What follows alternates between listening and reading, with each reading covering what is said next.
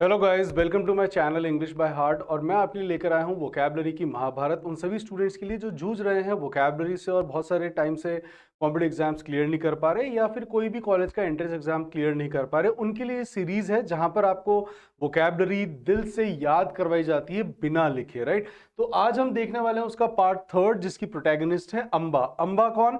अंबा ये वह महिला है जिसने भीष्म को, देवव्रत को, उसने कर्स दिया था, बेन दिया था कि मैं तुम्हारी मृत्यु का कारण बनूंगी चाहे मुझे कितनी बार भी जन्म लेना पड़े। तो आइए देखते हैं उसने ऐसा क्यों कहा। लेकिन उससे पहले पहले की तरह हम करेंगे पिछली कहानी को reiterate with the words, so that हमारा एक रिवीजन हो जाए। क्योंकि स्वामी विवेकानंद ने कहा है कि आप कुछ नया पढ़े ना पढ़ें, मनन जरूर करें। एंड गाइस, यह आपके लिए गुरु मंत्र है कि आपको ऐसा करना चाहिए कि भले आप कुछ नया पढ़े ना पढ़े, लेकिन जो पुराने को रिवाइज करना है वो बहुत जरूरी होता है। तो आइए शुरू करते हैं हमारी कहानी जो पार्ट टू की थी, उसका एक क्विक रीआइटरेशन। रीआइटरेट अपने आप में एक बहुत अच्छा वर्ड है और बहुत सारे एग्जाम्स में यह भी पूछा गया है। कहानी चालू होती है इंद्र के दरबार में, जहां पर उसकी जीत का एक जंबूरी चल रहा होता है, सेलिब्रेशन। और वहां पर निम्फ जो थी वो भी नृत्य कर रही थी, डांस कर रही थी। और जो बहुत सारे देवी देवता है वहां पे सभी उपस्थित थे। और ब्रह्मा जो है वो भी अपनी पुत्री के साथ वहां पर आते हैं। और गंगा का वहां पर अमौर भी होता है। अमौर के साथ साथ मैंने आपको पैरामौर भी बताया था, जो नीले ड्रम वाले केसेस होते हैं जिसके अंदर प्रेमी ने व्हाट यू कॉल पत्नी के साथ मिलकर पति की हत्या करी, या पति ने प्रेमिका के साथ मिलकर अपनी पत्नी की हत्या करी। तो जो इलीगल लवर्स होते हैं, जो प्रेमी या प्रेमिका यहां पर थे किसी शादीशुदा के, वो कहलाते हैं पैर अमोर, राइट। और ये दोनों फ्रेंच वर्ड है। तो अमोर होता है लीगल लवर एंड पैरामोर होता है आपका इलीगल लवर। तो यहां पर गंगा के जो थे अमोर आ रखा था, और वे दोनों एक दूसरे के अंदर इतना एनग्रॉस हो जाते हैं कि जब निम्फ जब नाचना बंद करती तब भी उनको पता नहीं पड़ता। और ये ब्रह्मा जी देख लेते हैं, और ये देख के उनको बहुत तेज वैक्स आता है और वो उसको देते हैं बेन कि अब तुम जाओगे पृथ्वीलोक पर। अब वो दोनों उनके पैरों में गिड़गिड़ाते हैं और उनसे करने लगते हैं बिसीच। मैं ये शब्द यहां पे लिखना भूल गया था, तो यहां पर मैं लिख देता हूं, है ना। तो वह उनसे बिसीच करते हैं, उनके कदमों में पड़ते हैं कि पिताजी हमें माफ कर दिए। लेकिन आपको पता है कि कहां पहले बेन और बून कभी भी इरिवोकेबल होते थे, इनको कभी भी इरिवोक नहीं किया जा सकता था, वापस नहीं लिया जा सकता था। नहीं, वन वर्ड सब्स्टिट्यूशन के अंदर हमारे वर्ड्स आता है जिसको आप वापस रिवर्स नहीं कर सकते, है ना। अब जो व्हाट यू कॉल शांतनु और जो गंगा है, यह धरती पर पैदा होते हैं। और जो उनके पिता है वो उनको कहते हैं कि तुम्हारा जो जन्म है वो केवल एक पर्पस के लिए, मैं तुमसे इसको वापस तो नहीं ले सकता, दे आर इररिवोकेबल, लेकिन मैं तुम्हें कह देता हूं कि तुम एक पर्पस के लिए जाओगे। जैसे ही तुम्हारा पर्पस पूरा होगा तो तुम वापस स्वर्गलोक में आ जाओगे। अब जो शांतनु और गंगा है वो धरती पर जन्म लेते हैं, और जो गंगा होती है वो दिखने में बहुत ही फ्लैम्बॉयंट होती है ना, और वो उससे शादी का प्रस्ताव करते हैं जो शांतनु होते हैं कि तुम मुझसे विवाह कर लो। तो जो गंगा है वो कहती है कि ठीक है, मैं आपसे विवाह तो कर लूंगी, लेकिन मेरी एक शर्त है कि आप मुझसे कभी भी कोई प्रश्न नहीं पूछेंगे। जैसे ही आप मुझसे कोई प्रश्न पूछेंगे मैं आपको शन करके चली जाऊंगी, अबैंडन करके चली जाऊंगी, राइट। अब जब उनके घर में थोड़े ही महीनों बाद उनके राजमहल के अंदर मर्द की लहर दौड़ती है, वहां पर आया आती हुई कहती हेल द किंग। हेल के मैंने आपको तीनों मीनिंग बताए थे, जय हो, बिलोंग टू और ओले। अब वह आया आती है, वो कहती है हेल द किंग, आपको पुत्र रत्न की प्राप्ति हुई है। और जो शांतनु है वो खुश होकर उसको अकोलेट करता है हीरो के हार से। अकोलेट का मतलब होता है किसी को प्राइज देना, रिवॉर्ड देना। अब जब वह देखता है थोड़ी देर बाद कि जो गंगा है उसके पुत्र को लेकर कहीं जा रही है ना, महल के बाहर, तो बालकनी से देखता है और ये देख के बहुत बैम्बूजल्ड हो जाता है, बहुत ज्यादा कंफ्यूज हो जाता है कि कर क्या रही है। तो वो उसको स्टॉक करता है। जब वो स्टॉक करता है तो वो देखता है कि गंगा ने उसके पुत्र को बहा दिया। और यह एक बार नहीं होता है, ये 7 बार होता है। वह उसको बार बार डर लगता है कि अगर मैंने उससे प्रश्न पूछ लिया तो वो मुझे अबेंडन कर देगी।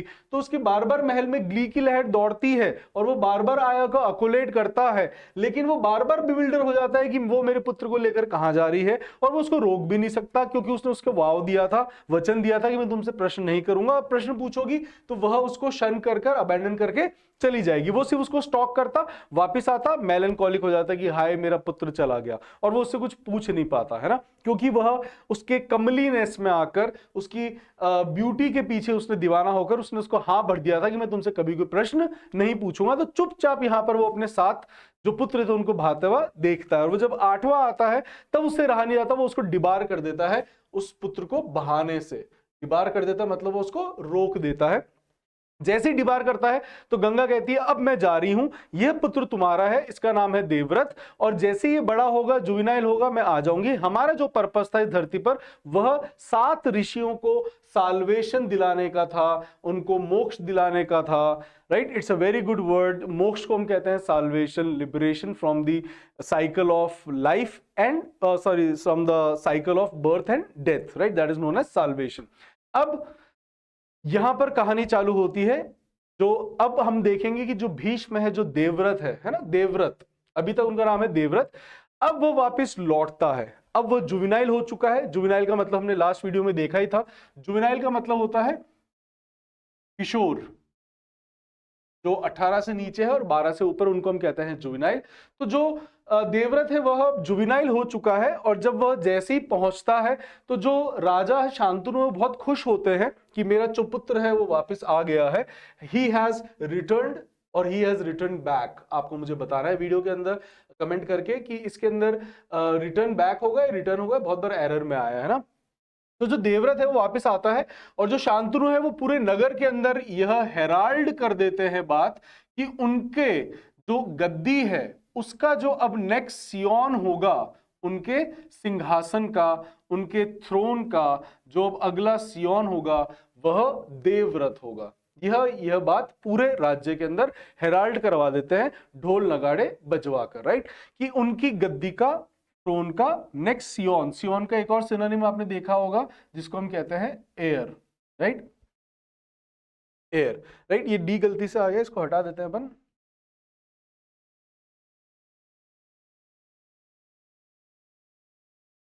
राइट, ओके, वापस लिख देता हूं सियोन एंड थ्रोन।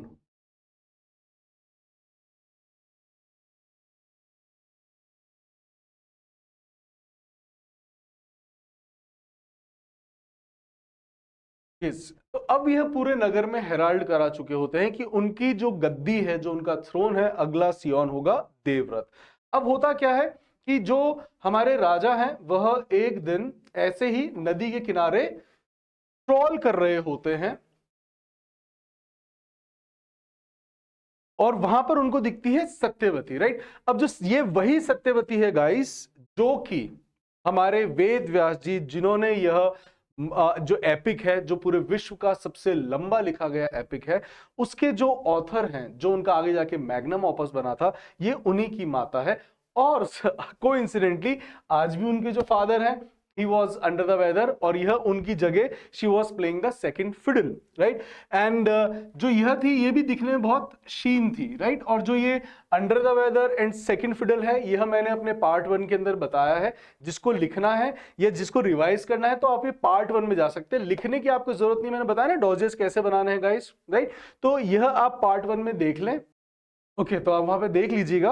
अब होता क्या है कि जो शांतनु हैं, राइट, जिन्होंने हेराल्ड करा दिया था, अब वह इस महिला सत्यवती की ओर वो बहुत ज्यादा एंटाइज हो गए, उनकी तरफ अट्रैक्ट हो गए, राइट। तो वह उसकी नाव में बैठते हैं और वह चलते हैं आगे, राइट। और जब वह नाव में जा रहे होते हैं तो उनके सामने प्रस्ताव रखते हैं, राइट, कहते हैं कि हे देवी, मैं तुमसे विवाह करना चाहता हूं, राइट। तो सत्यवती कहती है कि यह बात तो आपको मेरे पिता से करनी पड़ेगी, मैं इस बात को करने योग्य नहीं हूं। तब वह उनके ड्वेलिंग्स पे पहुंचते हैं। ड्वेलिंग्स मतलब होता है रहने का स्थान, it's a very good word. तो ये उनके ड्वेलिंग्स पे पहुंचते हैं, और जो ये मछुआरा था, जो सत्यवती का फादर था, यह एक मछुआरे के साथ साथ यह एक ऑरेकल भी था, जो कि भविष्य देख सकता था। Oracle is a very good word, जिसका मतलब होता है फोर सीकर। फोर मतलब आगे का, एंड सीक मतलब देखना, है ना। हाइड एंड सीक बिस्किट्स आते हैं guys, and forehead it is four, right. Four fathers होते हैं, तो फोर का मतलब होता है आगे, एंड सीक मतलब देखना, राइट। तो जो ये मछुआरा था, यह एक ऑरेकल भी था और यह एक फोर सीकर भी था, क्योंकि जैसे ही शांतनु वहां पहुंचता है तो वो कहता है, आइए राजन, मैं आप ही का इंतजार कर रहा था, क्योंकि मेरी पुत्री के हॉरोस्कोप में, हॉरोस्कोप क्या होती है, कुंडली, कि मेरी पुत्री के हॉरोस्कोप में लिखा हुआ है कि उसके राजयोग लिखा हुआ है, तो मुझे पता था कि आप एक ना एक दिन आएंगे।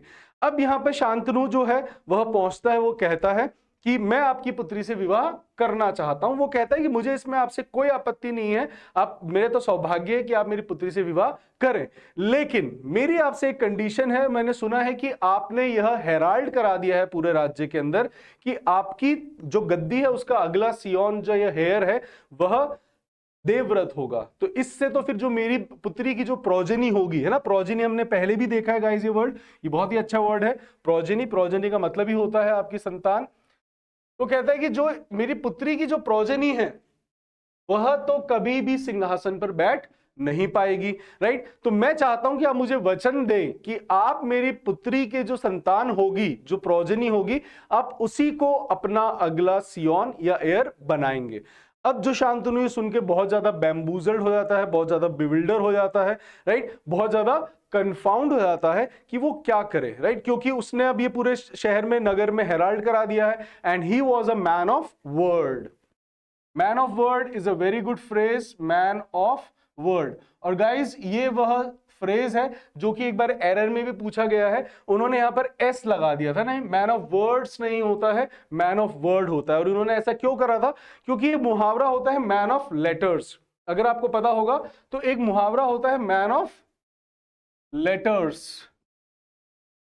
मैन ऑफ लेटर्स का मतलब है, ये मैंने अपनी रील के अंदर यूज भी करा था for my grandfather, that he is a man of letters. जो बहुत ज्यादा पढ़े लिखे व्यक्ति होते हैं उनको हम कहते हैं मैन ऑफ लेटर्स। तो उसने कहा, जो शांतनु था, उसने कहा मछुआरे को, उस ऑरेकल को, कि मैं एक मैन ऑफ वर्ड हूं, मैन ऑफ वर्ड। तो मैन ऑफ लेटर्स होता है जो बहुत पढ़े लिखे होते हैं, और मैन ऑफ वर्ड होता है जो बहुत जबान का पक्का होता है ना। एंड अब मेरा एक प्रश्न है, राइट, आप मुझे बताइएगा, ये तो मैन ऑफ लेटर्स हुआ, अब कुछ महिलाएं भी तो पढ़ी लिखी होती होंगी, उनके लिए भी तो कोई शब्द होगा, उनको तो नहीं कह सकते that Indira Gandhi was a man of letters. No, she was not, she was a woman, right. तो हम महिलाएं जो पढ़ी लिखी होती है उनके लिए हम क्या वर्ड यूज करते हैं? Fine. And man of word होता है बट वुमन ऑफ वर्ड नहीं होता, राइट, क्योंकि जो मैन ऑफ लेटर्स है उसके अंदर अगर आप देखेंगे कि इसके लिए जो फ्रेज आता है वो बहुत ही सुंदर फ्रेज है, ये आपको मुझे कमेंट करके बताना है। एंड मैन ऑफ वर्ड का क्यों नहीं होता है ये भी आप मुझे कमेंट करके बताइएगा कि why we do not have woman of word. Fine, चलते अपन अपनी कहानी को आगे करते हैं। तो जो शांतनु है वो बहुत ज्यादा बैम्बूजल्ड हो जाता है, बहुत ज्यादा बिविल्डर हो जाता है, और वो सोचता है कि क्या करूं, मैंने तो अब इसको हेराल्ड कर दिया है, and I am a man of word, और मैं देवव्रत से धोखा नहीं कर सकता, और वह वापिस चला जाता है, राइट। अब जब वो वापिस चला जाता है तब वो बहुत ज्यादा उदास रहने लग जाता है ना, he became very melancholic, he became very melancholic. वो बहुत ज्यादा दुखी होने लग जाता है, बहुत ज्यादा सैड रहने लग जाता है। तो जब वो बहुत ज्यादा दुखी होता है तो एक दिन जो भीष्म है वह पूछते हैं कि पिताजी आप इतने दुखी क्यों रहते हो, आप इतने ज्यादा मेलनकॉलिक क्यों रहते हो? तो वो तो नहीं बताते, लेकिन जो उनके मित्र होते हैं वो बताते हैं कि जो तुम्हारे पिता है ना, वह ऐसे एक नफशेल के लिए गए थे, और उनकी जो जिनको पसंद करते हैं उन्होंने मना कर दिया, राइट। तो जो भीष्म है कहते हैं कि okay, I take care and I should go, मैं देखता हूं कि व्हाट इज द प्रॉब्लम। तो ही गोस, राइट। देखिए क्या जमाना था कि जो बेटा है वह पिता की प्रेमिका के पास जा रहा है, पिता की अमोर के पास, और वो भी वन साइडेड है ना, रिश्ता लेके जा रहा है। तो जो भीष्म है वह जाते हैं उस मछुआरे के पास, राइट, जो ऑरेकल भी था और एक फोर्स सीकर भी था, उसके पास जाते हैं और वो कहते हैं कि ठीक है, मैं आपको यह वाव देता हूं, मैं आपको यह वचन देता हूं कि मैं गद्दी पर नहीं बैठूंगा, मैं इस गद्दी को एब्डिकेट करता हूं। Abdicate is a very good word guys, ये बहुत सारे एग्जाम्स में पूछा गया है। एब्डिकेट का मतलब ही होता है अपना शासन किसी और को दे देना, राइट। तो जो भीष्म है वो कहते हैं कि मैं वाव करता हूं कि मैं इस जो सिंहासन है इसको मैं एब्डिकेट करता हूं, है ना। लेकिन अब जो सत्यवती है वह कहती है कि अगर तुम सिंहासन पे नहीं बैठोगे तो क्या हुआ, जो तुम्हारे पुत्र हैं, जो तुम्हारे बच्चे हैं, वह सिंहासन पे बैठेंगे, और फिर जो मेरे पुत्र हैं उनसे वह बड़े होंगे, तो इस तरीके से मेरी जो प्रोजनी है वो वापस सिंहासन पर नहीं बैठ पाएगी, क्योंकि तुम युवा हो, तुम्हारी शादी होगी, और जो तुम्हारे बच्चे हैं अगर वो हमारे बच्चों से बड़े हुए तो वह बैठेंगे, राइट। और वह कभी भी इस तरीके से उसकी प्रोजनी जो है वह कभी भी उस राजगद्दी का सियोन नहीं बन पाएगी। तब यहां पर भीष्म आते हैं और वह जो भीष्म है वह यहाँ पर एक बहुत ही रिगरस तपस्या लेते हैं और वो कहते हैं कि मैं गंगापुत्र भीष्म यह वाव करता हूं कि मैं आजीवन चेस्टिटी का पालन करूंगा और कभी भी विवाह नहीं करूंगा। यहां पर वह चेस्टिटी का पालन करते हैं, मतलब एक वाव लेते हैं, प्लेज लेते हैं, शपथ लेते हैं, राइट। वह प्लेज लेते हैं, प्लेज का मतलब भी होता है वाव। जब आप कोई प्रतिज्ञा करते हो तो हम प्लेज भी कहते हैं, वाव भी कहते हैं, राइट। तो ही टेक्स अ वाव और अ प्लेज कि मैं आजीवन चेस्टिटी का पालन करूंगा। आप देखिए कि एक बच्चे ने, राइट, एक युवा ने, एक लड़के ने यहाँ पर कैसे वाव लिए ना, ये क्या हम देखते हैं कि अभी आपको आगे देखेगा कि बहुत सारे लोग यहाँ पर वाव्स लेते हैं। हम भी वाव्स लेते हैं कि अगर मेरा एग्जाम क्लियर नहीं हुआ तो इस बार मैं बाल नहीं कटवाऊंगा, है ना। अगर मेरा एग्जाम क्लियर नहीं तो मैं गोलगप्पे छोड़ दूंगी, अगर मेरा एग्जाम क्लियर नहीं हुआ तो मैं उसको छोड़ दूंगा, फलाना ढीम का। We take vows, right. तो is it good to take vows? इसका हमें जवाब मिलता है महाभारत में। आने वाले टाइम पे इसका जवाब देंगे कृष्ण कि क्या हमें वाव्स लेने चाहिए या नहीं लेने चाहिए हमें जीवन में। हम बहुत बार वाव्स लेते हैं, वाव इज मन्नत एज वेल, राइट। लेकिन हम कुछ प्रतिज्ञा कर लेते हैं ना, और यहां पर आप देखेंगे बहुत सारे लोग प्रतिज्ञा कर रहे हैं। अभी अंबा आएगी, Amba herself she took a wow, right. उसने भी वाव लिया था कि मैं, राइट, कि मैं इसको मारूंगी या मैं इसकी मौत का कारण बनूंगी, तो वरना तब तक मैं इस धरती लोक पर पैदा होती रहूंगी, है ना। तो यह यहां पर जो भीष्म है उन्होंने भी यहां पर एक वाव करा, क्या? एक, मैं सिंहासन को एब्डिकेट करता हूं, मैं कभी भी सिंहासन पे नहीं बैठूंगा। दूसरा, मैं हमेशा चेस्टिटी का पालन करूंगा और मैं हस्तिनापुर के साथ हमेशा मैं उसकी गद्दी का पैटर्न बन के रहूंगा। इसलिए आपने देखा होगा कि जो भीष्म है वह कौरवों की तरफ से लड़े। क्यों? क्योंकि उन्होंने यहां पर एक वाव ली थी, एक प्लेज ली थी कि वे हमेशा इसकी राजगद्दी के क्या बन के रहेंगे? एक पैटर्न। पैटर्न होता है संरक्षक, कि मैं हमेशा इस गद्दी का संरक्षक बन के रहूंगा, मैं इस गद्दी का हमेशा पैटर्न बन के रहूंगा, है ना। यह आपको हिस्ट्री में पढ़ने को मिलता है गाइस। और जो आपके पेरेंट्स है वो आपके पैटर्न है। ये फादर से बनता है, पिता से बनता है वर्ड।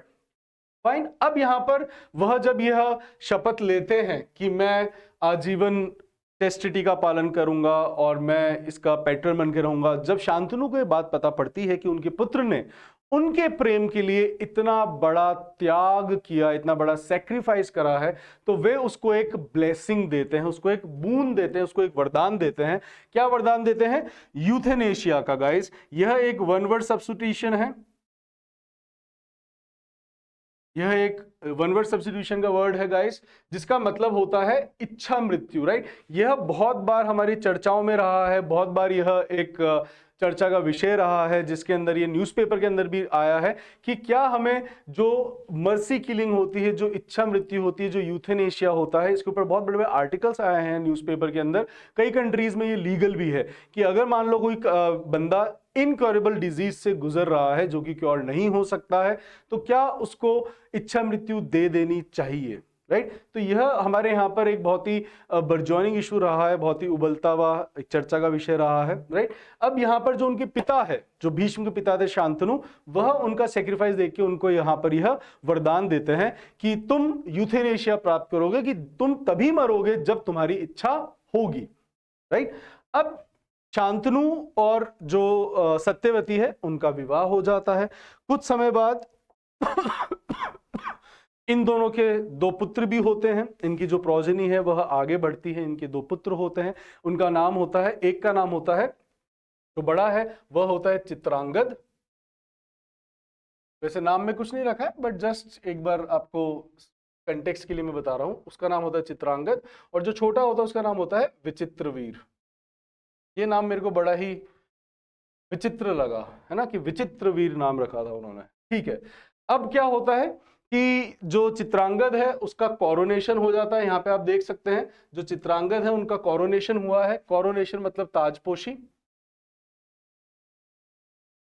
जब बड़े हो जाते हैं तो चित्रांगद जो है वो बड़ा होता है और जो विचित्रवीर है वह छोटा होता है ना।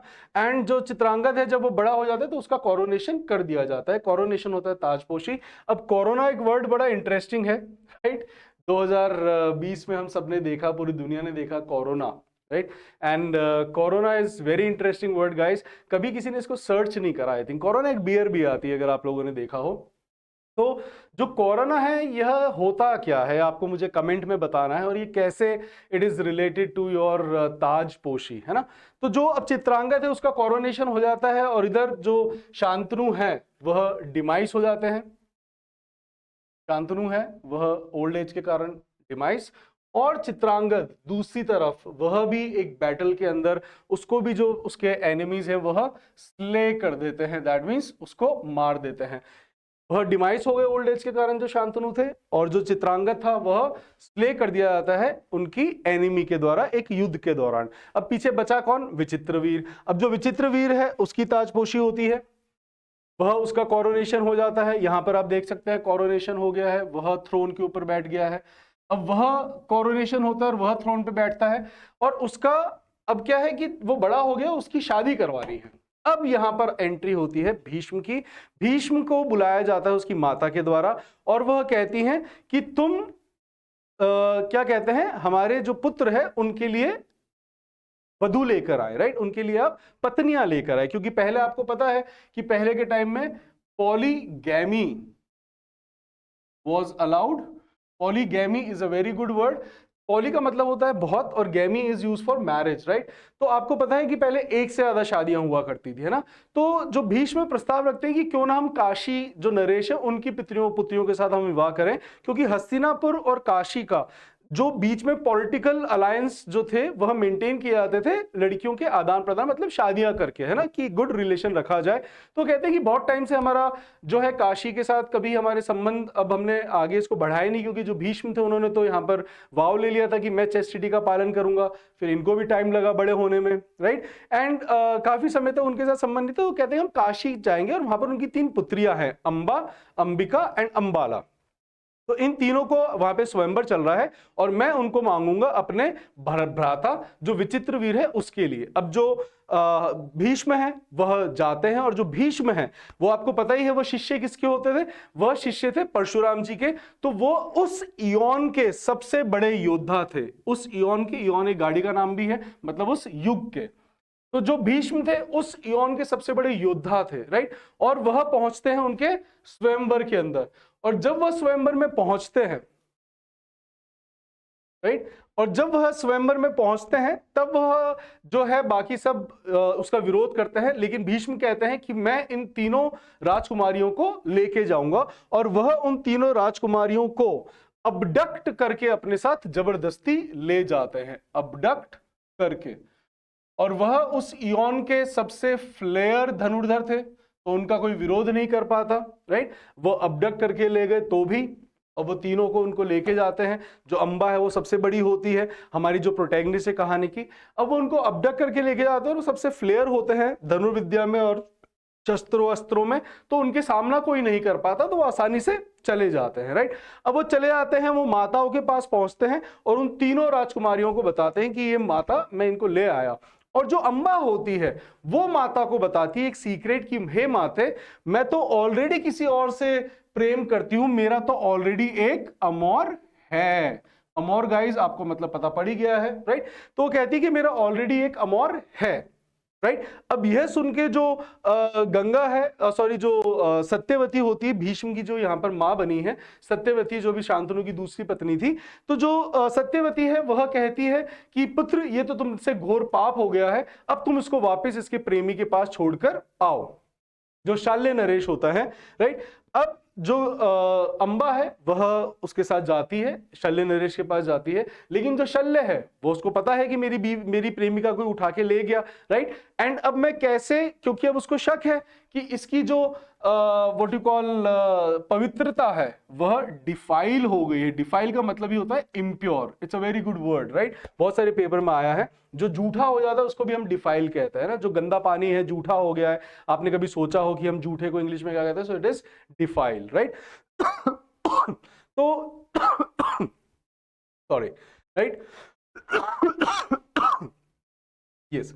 अब जो शल्य नरेश है वो मना कर देते हैं कि मैं अब तुम्हें नहीं अपनाऊंगा अंबा, राइट, क्योंकि अब तुम डिफाइल हो चुकी हो, राइट। अब जो अंबा है वह यहां पर अब रिजिड हो जाती है और वो कहती है भीष्म को कि तुम्हें तो मुझे अब अपनाना पड़ेगा, अब तुम्हें मुझसे शादी करनी पड़ेगी, राइट। भीष्म कहते हैं मैं तुमसे शादी नहीं कर सकता, क्योंकि मैंने तो वाव लिया है कि मैं आजीवन चेस्टिटी का पालन करूंगा।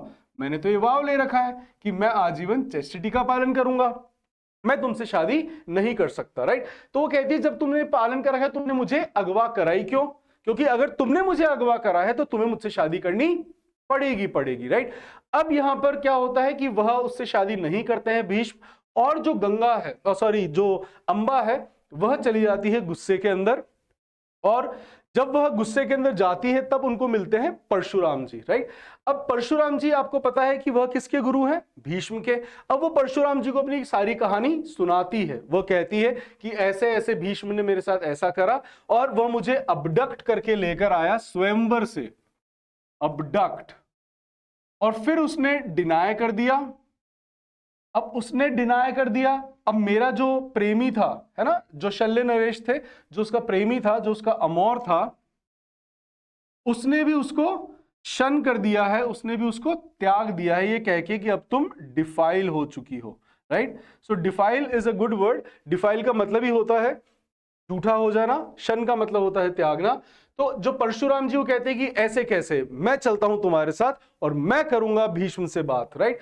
अब जो परशुराम और जो भीष्म, ये दोनों ही एक दूसरे के मतलब गुरु शिष्य का रिश्ता उनके बीच में, दोनों ही बहुत बड़े फ्लेयर थे अपने युद्ध कौशल के अंदर, बहुत ही ज्यादा फ्लेयर। और एक और वर्ड आता है गाइस जो आपको पढ़ने को मिलेगा, ये मैं आपको याद करा दूंगा, क्योंकि बहुत ही महान अडेप्ट योद्धास आने वाले हैं पूरे महाभारत के अंदर। तो इसके बहुत सारे सिनोनिम्स हैं। एड्रॉइड भी होता है, डेक्स्ट्रस भी होता है, फ्लेयर भी है, नैक भी है, जो बहुत कुशल होते हैं, निपुण होते हैं ना। तो अभी अपन याद रखेंगे फ्लेयर एंड अडेप्ट, राइट।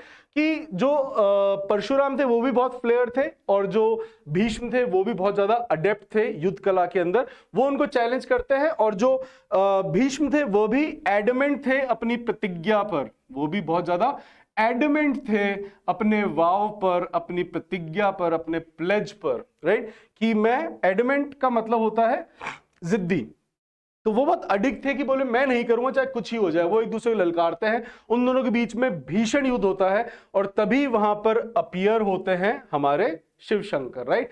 क्योंकि परशुराम जी शिव के भक्त थे, राइट। अब परशुराम जी को रोकने के लिए शिव जी वहां पर आते हैं और उनके युद्ध को यहां पर वह डिबार करवाते हैं।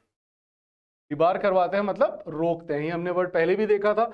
अब यहां पर उनका जब युद्ध रुक जाता है, उसके बाद जो उन दोनों की जो लेकर आए थे अंबा की छोटी बहनें, अंबिका एंड अंबाला, उनका विवाह हो जाता है विचित्रवीर से, राइट। अब विचित्रवीर क्या था? वो बीमार था, है ना। तो वह किसी फैटल डिजीज से मर जाता है, वह किसी फैटल डिजीज से मर जाता है, FATAL, फैटल, राइट। और अब एक बहुत ही अच्छे जो आपको मैं वर्ड्स बताने वाला हूं। अब यहां पर मृत्यु हो जाती है विचित्रवीर की, राइट। एंड अब यहां पर क्या होता है कि जो फैटल डिजीज से विचित्रवीर की मृत्यु होती है, उसके बाद में यह दोनों जो अंबाला एंड अंबिका हैं, इनके कोई पुत्र या उनकी कोई संतान नहीं होती है ना। और आपको पता है कि पहले के जमाने में इतना बड़ा सिंहासन को संभालने के लिए उनको कोई तो उसका सियोन, कोई तो उसका एयर चाहिए था, तो जो सत्यवती है, राइट। अब पहले हमारे जमाने में जो एक प्रथा होती थी, राइट, जिसके कारण आपने देखा होगा जो देवर है, जिसको हम द्विवर, जो संस्कृत से बना है द्विवर, ये एक प्रथा होती है जिसका नाम है नियोजा। ये बहुत सारे एग्जाम्स के अंदर पूछी भी गई है ना, जिसके अंदर हम कभी भी बहन भाइयों में शादी नहीं करते हैं। हम शादी क्या करते हैं कि मान लो कोई व्यक्ति है, उसकी जो पत्नी है, अगर वो पत्नी मर जाती है तो वो उसकी बहन से शादी कर सकता है, राइट। अगर वह उसकी बहन से शादी कर सकता है, इसलिए हम कहते हैं साली आधी घरवाली, राइट। ये ऐसे ही नहीं बनी है, राइट। सेम अगर किसी महिला का अगर पति मर जाता है और अगर उसका देवर है, ये बना है संस्कृत के वर्ड से, दैट इज द्विवर, उसी से बना है देवर। तो अगर वह अपने देवर से शादी करती है मरण उपरांत, राइट, जब उसके मरण उपरांत जब वो उससे शादी करती है, तो इसको हमने नाम दिया है लेविराटे, राइट। एंड यदि कोई पुरुष अपनी साली से करता है तो it is known as sororate. And these both are like French word. ये सोराराटे है, यहाँ पे आर आएगा, नॉट एस, राइट। तो करेक्ट कर देता हूं जिससे कि आप गलत ना पढ़ें। सोरोराट है एंड लेविरेट, ये एक प्रथा है जो चलती आई है और उस जमाने में भी ये प्रथा चलती थी। अब होता क्या है, एज ही डाइड चाइल्डलेस, वह बिना बच्चों के मर जाते हैं। तो अब जो भीष्म है वह तो शादी कर नहीं सकते, क्योंकि उन्होंने क्या करा है, उन्होंने तो वाव ले रखा है, उन्होंने तो वाव लिया है कि मैं आजीवन चेस्टिटी का पालन करूंगा। चेस्टिटी का पालन करूंगा मतलब ब्रह्मचार्य का, तो मैं तो शादी नहीं कर सकता। अब यहां पर आते हैं हमारे सत्यवती के जो पुत्र थे, कौन, वेद व्यास, राइट। सत्यवती उनको बुलाती है और उनको कहती है कि तुम जाओ और वेद व्यास को बुला के लेकर आओ, राइट। अब वेद व्यास कौन है, वही जिन्होंने इसको स्क्राइब करा है, इसके रचयिता, जो इनका आगे चलकर मैग्नम ऑपस बना और जो गीता है उसका पार्ट ये पूरे विश्व में फैला, स्प्रेड हुआ, राइट। तो अब उनको बुलाया जाता है, किनको, वेद व्यास जी को, जो बैठे हैं 12 साल से पेनेंस कर रहे हैं, घने जंगलों के अंदर पेनेंस कर रहे हैं, राइट। अब जो व्यक्ति 12 साल से जंगलों में बैठा है तो वो हैंडसम तो लग नहीं रहा होगा, वो बहुत ही ज्यादा दिखने में हॉरिफाइंग थे। और जैसे ही वह आते हैं, जब वे आते हैं तो उनको देखते ही, राइट, ये तो सत्यवती ने कह दिया भीष्म को कि तुम जाओ और जाकर वेद व्यास को यह समाचार दो कि मैंने उनको बुलाया, मैंने उनको समन किया है। Someone is a very good word guys, जो कि कोर्ट का भी आपका समन होता है, ये ऑफिशियल एक ऑर्डर होता है जिसको हम कहते हैं समन, राइट।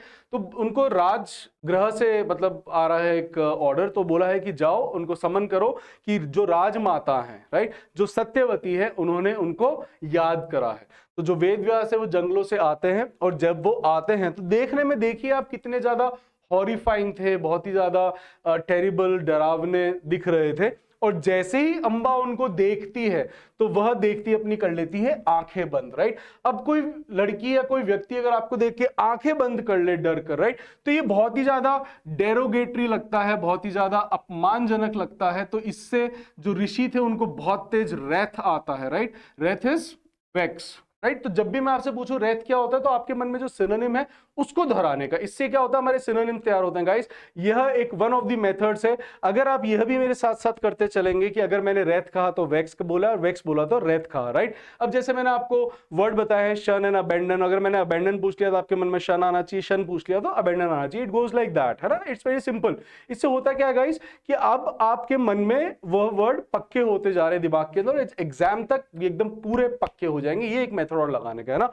तो जो ऋषि है, जो यह वेद व्यास जी है, इनको बहुत ही डेरोगेटरी लगता है कि मेरे को देखकर इस महिला ने आंखें बंद कर ली, तो उनको बहुत तेज रैथ आता है। और जब किसी ऋषि को बहुत तेज रैथ आता है तो वो क्या दे देते हैं, कर्स। और जब खुश होते हैं तब वो दे देते हैं बून, राइट। लेकिन अभी यहां पर ये गुस्सा है, बहुत ज्यादा इनको रैथ आ रखा है, रैथ आ रखा है मतलब वेक्स, राइट। तो यह इसको कर्स देते हैं कि तुम्हारा जो पुत्र होगा वह अंधा पैदा होगा। और यहां पे हमारा जो आता है दैट इज धृतराष्ट्र, राइट। किनका पिता, दुर्योधन, कौरवों का पिता जो था दैट वाज धृतराष्ट्र। अब यहां पे वो जन्म लेता है।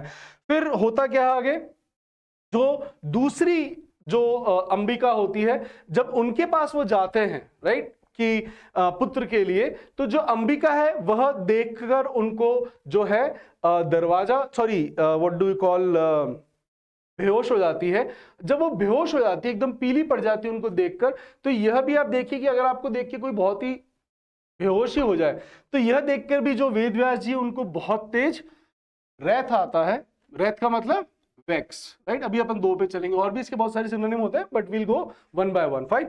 तो उनको बहुत तेज रैथ आता है कि यार ये भी मेरे लिए बहुत ही ज्यादा डेरोगेटरी है। डेरोगेटरी है मतलब इंसल्टिंग, इसके भी आगे वर्ड्स हैं बट अभी अपन सिर्फ डेरोगेटरी पे चलेंगे, फिर अपन देखेंगे दूसरे वर्ड्स, है ना। आगे आएगा ये बहुत अपमान, गुस्सा, और महाभारत में ये वाले इमोशंस काफी हैं गाइस, है ना।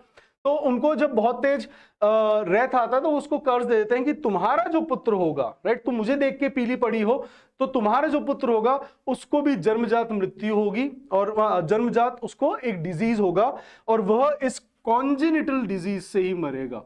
Congenital, it's a very good word. Congenital होता है जन्मजात। यह वर्ड बहुत बार आपके पेपर में आया है, आपने क्लासेस में आप याद करते हैं, आपको यह तो पता होता है कि प्रीनेटल या पोस्टनेटल क्या होगा, बट यह कॉन्जेनिटल भी एक बहुत अच्छा वर्ड है जो कि हमारे पेपर में आता है गाइस। यह न्यूज़पेपर में बहुत बार आता है क्योंकि बहुत सारे ऐसे बच्चे पैदा होते हैं जिनको लाखों में करोड़ों में कोई कॉन्जेनिटल डिजीज होता है ना, जन्मजात उनके अंदर कुछ विकृति होती है, उनकी डिजीज आता है। तो इंग्लिश न्यूज़पेपर पढ़ेंगे गाइस तो आपको ये वर्ड भी मिलने वाला है, कॉन्जेनिटल। तो कहते हैं कि जो तुम्हारा पुत्र होगा उसको कॉन्जेनिटल डिजीज होगा और वह उसी से मरेगा, राइट। यहां होता है पांडु का जन्म, जो पांडवों के पिता है, राइट। अब जो इनकी सेवा करती है, जो इनको नर्स करती है वेद व्यास जी को, वह एक आया होती है। उससे वो बड़े प्रसन्न होते हैं और उसको वो बूंद देते हैं कि तुम्हारा जो पुत्र होगा वह बहुत ही सैगेशियस होगा। सैगेशियस हमने देखा है, दैट इज इंटेलिजेंट, हमने पार्ट 1 के अंदर देखा है। सेज से ऋषि से बनता है सैगेशियस, राइट। तो वो उसको बूंद देते हैं कि तुम्हारा जो पुत्र होगा वह बड़ा सैगेशियस होगा, इंटेलिजेंट होगा, राइट। और वो बनते हैं विदुर, विदुर काका, राइट। किसके? भीष्म के। क्योंकि आप देखेंगे कि विदुर काका, सॉरी भीष्म के नहीं, इनके पांडवों के और दुर्योधन के, इनके बनते हैं विदुर काका। या आपने अगर महाभारत देखा होगा तो आपको पता पड़ेगा, राइट। तो क्योंकि अब आप देखेंगे कि जो पांडव हैं वह इनके पिता के जो विदुर हैं वो इनके छोटे भाई हो गए, राइट। धृतराष्ट्र और पांडव, राइट, यह उनके जो पिता थे वह अब उनके छोटे भाई हो गए, इसलिए क्या बन गए? उनके काका, राइट। अब यहां पर जो है, जो वेद व्यास जी वापस चले आते हैं और अब इन दोनों के पुत्र होते हैं, किसके? अंबिका और अंबाला, राइट। यह होता है पांडु और एक होता है धृतराष्ट्र। जो धृतराष्ट्र है वो बड़ा होता है। अब अपन देखेंगे कि कैसे ये जो इनका जो वंश है, जो इनकी प्रोजेनी है, किनकी? वेद व्यास की, और वह आगे चलकर बनती है महाभारत। एंड अब आपको जो डॉजेस बना रहे हैं गाइस, डॉजेस मैंने आपको अपने पहले दोनों वीडियोस में बताया है। अभी आपको मैं बोल के बता देता हूं कि कैसे बनाने होते हैं। अभी आपने जो कहानी सुनी है, कहां से आपने कहानी अपन ने स्टार्ट करी थी? इस बार भीष्म के वापस आने से, जो देवव्रत है जब वो वापस आते हैं, राइट। और इनका मैंने आपको बताया भी था कि इस बार इनका अलाइस नेम कैसे पड़ा था। तो जब वह आते हैं वहां से आप चालू करोगे कि जो मैं आपको एक बार फटाफट वापस अपन रिआइट्रेट कर लेते हैं जो मैंने अपने लास्ट वीडियो में भी करा था। I will give you a quick recap and देखिएगा कहानी से आपको सारे वर्ड्स सीक्वेंस वाइज याद आ जाएंगे और मैं भी आपको सीक्वेंस वाइज ही बताऊंगा। तो जो आज की हमने कहानी देखी थी वो कहानी हमने शुरू करी थी भीष्म, जब भीष्म अपने गंगा के पास से जब वापस आते हैं तो जो शांतनु है वो पूरे अपने राज्य में हेराल्ड कर देते हैं कि मेरी गद्दी का, मेरे थ्रोन का जो अगला सियोन बनेगा वह भीष्म बनेगा। उसके बाद वो ऐसी नदी किनारे टहल रहे होते हैं तो वहां पर उनको सत्यवती दिखती है। सत्यवती वही नारी है जो वेद व्यास जी की माता होती है। अब यहाँ पे सत्यवती उस दिन भी she was playing the second fiddle to her father because he was under the weather. तो जो शांतनु है वो उसकी कमलीनेस को देखकर उनकी तरफ एंटाइस हो जाते हैं, उनकी तरफ मोहित हो जाते हैं और वो उनको नप्शियल का प्रस्ताव देते हैं। वो कहते हैं यह बात तुम्हें मेरे पिता से करनी पड़ेगी। वह उनके पास जाती हैं, वह उनके पास जाते हैं। जो उनके पिता है वो मछुआरे के अलावा एक ऑरेकल और फोर सीकर भी होते हैं। वो कहते हैं कि मुझे पता था, मैंने अपनी बेटी के हॉरोस्कोप में देखा है कि इसके राजयोग है, तो आप आएंगे जरूर। वो कहते हैं मैं आपकी पुत्री से विवाह करना चाहता हूँ। कहते हैं राजन आपने तो पूरे अपने राज्य में यह हेराल्ड करा दिया कि आपका जो पुत्र देवव्रत है वही आपके थ्रोन का अगला सियोन बनेगा। तो इस प्रकार से जो मेरी सत्यवती, जो मेरी पुत्री है, उसकी जो नेक्स्ट प्रोजेनी होगी वो कभी भी आपके सिंहासन पर नहीं बैठ पाएगी। तो राजन जो है शांतनु वो कहते हैं कि हाँ ये तो मैंने कह दिया, I am a man of word. Words नहीं होता है, वर्ड वापस बता रहा हूं। और जो मुहावरा मैंने एक और बताया था, मैन ऑफ लेटर, जो पढ़ा लिखा होता है। और आपको मुझे कमेंट बॉक्स में बताना है कि जो पढ़ी लिखी महिला होती है उनको क्या कहते हैं। मैन ऑफ वर्ड की जगह हम क्या यूज कर सकते हैं? क्या हम वुमन ऑफ वर्ड कह सकते हैं? अगर नहीं कह सकते हैं तो ऐसा क्यों, राइट। फिर अपने देखा था कि आगे वो जो शांतनु वहां से चला जाता है एंड ही वाज वेरी बैम्बूजल्ड, बहुत ज्यादा मेलनकॉलिक रहने लग जाता है ना। तो जब वो बहुत ज्यादा मेलनकॉलिक रहने लगता है तो भीष्म जब भी देखते हैं कि उनके पिता बहुत मेलनकॉलिक है तो उनसे रहा नहीं जाता। वो उनके मित्र से पता करते हैं कि क्या बात है। तो उनके मित्र जो है वो बताते हैं कि ऐसा ऐसा है, उनकी जो प्रेमिका है उनके पिता ने उनको मना कर दिया है। तो भीष्म वहां पे जाते हैं, जो देवव्रत है वहां पे जाता है। और जो देवव्रत है वो वहां पर जब जाता है तो वो उनसे सुनता है कि क्या प्रॉब्लम है। तो उनके पिता कहते हैं कि तुम अभी उनकी गद्दी की सियोन बनोगे, इस प्रकार से मेरी पुत्री की प्रोजेनी कभी भी सिंहासन पे नहीं बैठेगी। तो जो देवव्रत है वो अपने सिंहासन को एब्डिकेट कर देता है, कहता है मैं सिंहासन पे कभी नहीं बैठूंगा। लेकिन सत्यवती कहती है कि तुम्हारे पुत्र बैठेंगे। तो वो कहता है कि ठीक है, मैं आजीवन, जो गंगा पुत्र है भीष्म, वो भाव लेता है कि मैं आजीवन चेस्टिटी का पालन करूंगा। और इसी भीष्म प्रतिज्ञा के कारण उनका जो अलाइस नेम है वह भीष्म पड़ता है, राइट। उसके आगे बाद में होता है कि अब जो सत्यवती है वो आ जाती है और जो शांतनु, उनके दो पुत्र होते हैं, राइट। जो उनके पुत्र होते हैं विचित्रवीर और चित्रांगन, जो शांतनु है वो डिमाइस हो जाते हैं, जो चित्रांगन जो बड़ा पुत्र है जिसका कोरोनेशन किया ही किया था वह भी एनिमी के अंदर उनके द्वारा स्ले कर दिया जाता है, राइट। अब यहाँ पर जो विचित्रवीर है वो राजा बनता है। अब इसके लिए वह पत्नियां ढूंढते हैं भीष्म और जाते हैं काशीनगर। काशीनगर में जाकर वो वहां की जो तीनों राजकुमारी होती है उनको वो अबडक्ट करके लेकर आते हैं। जब वो पहुंचते गंगा के पास, जो एक अम्बा होती है वो अम्बा उनको बताती है, जो हमारी कहानी की प्रोटैगनिस्ट है वो बताती है सत्यवती को कि मेरा तो ऑलरेडी अमर है जिसको मैं मनी मन अपना पति मान चुकी हूं। तो जो सत्यवती कहती है तुम उसको वापस छोड़कर आओ उसके अमौर के पास। तो जब वो उसके अमौर के पास जाती है शल्य नरेश के पास, तो जो शल्य नरेश है वह उसको कह देते हैं, वो भी उसको शन कर देते हैं, त्याग देते हैं, ठुकरा देते हैं, रिजेक्ट कर देते हैं कि तुम अब डिफाइल हो चुकी हो, राइट। अब डिफाइल का मतलब होता है कि तुम अब अपवित्र हो चुकी हो क्योंकि तुम्हें पराया मर्द अबडक्ट करके ले गया था। तो यहां पर जो अम्बा है वो बहुत क्रोधित होती है, उसको बहुत तेज रैथ आता है और वो चली जाती है जंगल में। वहां पे परशुराम जी मिलते हैं और परशुराम जी को अपनी बात बताती है और फिर परशुराम जी और जो भीष्म है उनके बीच में युद्ध होता है। और यहाँ पे अम्बा जो है एक वाव लेती है कि मैं तुम्हारी मृत्यु का कारण बनोगी, मैं तुम्हें श्राप देती हूं कि तुम्हारी मृत्यु मेरे हाथों होगी और जब तक नहीं होगी तब तक मैं इस पृथ्वी पर जन्म लेती रहूंगी, राइट। अब होता क्या है कि जो अंबा है वो चली जाती है, दूसरी तरफ जो विचित्रवीर है उनकी उन दोनों से शादी हो जाती है, अंबाला और अंबिका से। अब उनसे उनको पुत्र नहीं हो रहे होते क्योंकि विचित्रवीर जो है उसको एक फैटल डिजीज होता है, उससे वह डिमाइस हो जाता है। अब इन दोनों की जो शादी है वो नहीं हो रही, मतलब उनके जो बच्चे नहीं हो रहे होते हैं, जब बच्चे नहीं हुए थे तो उस टाइम उनको राजगद्दी के लिए कोई सियोन चाहिए होता है। तो यहाँ पर पहले एक प्रथा चली करती थी जिसका नाम था नियोजा, जिसके तहत जो पुरुष है वह अपनी साली से विवाह कर सकता है जिसको हम कहते हैं सौरराचे, एंड जो महिला है वो अपने पति के छोटे भाई से शादी कर सकती थी जिसको हम कहते हैं लेवराटे, राइट। और यह प्रथा आज भी, अगर आपने देखा हम आपके कौन मूवी जो थी उसके अंदर भी था कि सलमान खान जो है वो माधुरी से विवाह कर लेते हैं क्योंकि माधुरी की जो शादी है वो उनके बड़े भाई से होने वाली होती है, लेकिन फिर वह उनसे कर लेते हैं ना।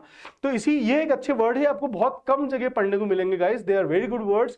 एंड आपको ये स्टोरी भी ऐसे लिखनी जैसे मैंने आपको बताया, घर पर आपको डॉजेस ऐसे बनाने होते हैं। इससे क्या होता है आपको मेमोरी, अगर आपने देखा हो आप पूरे पीछे स्लाइड में जाके देख लीजिएगा, मैंने सारे वर्ड्स आपको लाइन टू लाइन बताए हैं एज इट इज। तो अगर हम स्टोरी के माध्यम से इसको लिखते हैं तो हमें ये याद हो जाता है guys. I hope you people must have enjoyed. And अब हम देखेंगे हमारे कौरव एंड पांडवों की कहानी जो आगे चलकर बनेगी महाभारत का युद्ध। I hope you people must have enjoyed. Keep on listening to it and you are to subscribe and you are to follow the channel अगर आप भी चाहते हैं इस तरीके से vocab को, नए नए शब्द सीखना और एग्जाम पास करना। Thank you.